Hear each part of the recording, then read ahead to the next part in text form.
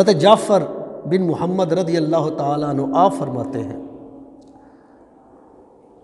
فرماتے ہیں کہ حضور اکرم صلی اللہ علیہ وآلہ وسلم ایک دفعہ تشریف فرما تھے، مجلس میں بیٹھے ہوئے تھے، تو جب بھی حضور بیٹھا کرتے تھے نا تو حضرت جعفر بن محمد آپ فرماتے ہیں کہ دائیں طرف حضور حضرت ابوبکر صدیق کو بٹھاتے تھے اور بائیں طرف حضرت عمر فاروق کو بٹھایا کرتے تھے۔ جب بھی آپ کسی مجلس میں اکثر بیٹھا کرتے تھے، فرمایا ایسے بٹھایا کرتے تھے۔ تو ایک مرتبہ کیا ہوا، ایسے ساتھ بٹھایا ہوا تو اچانک حضرت ابوبکر صدیق نے دیکھا کہ حضور کے چچا حضرت عباس رضی اللہ تعالیٰ عنہ آ رہے ہیں۔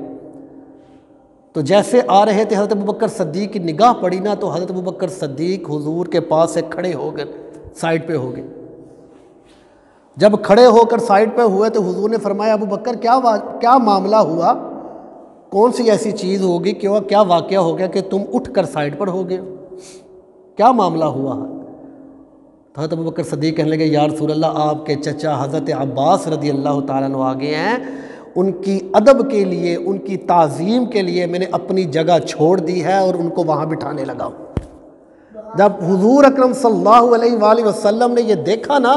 تو میرے نبی کریم بہت زیادہ خوش ہوئے،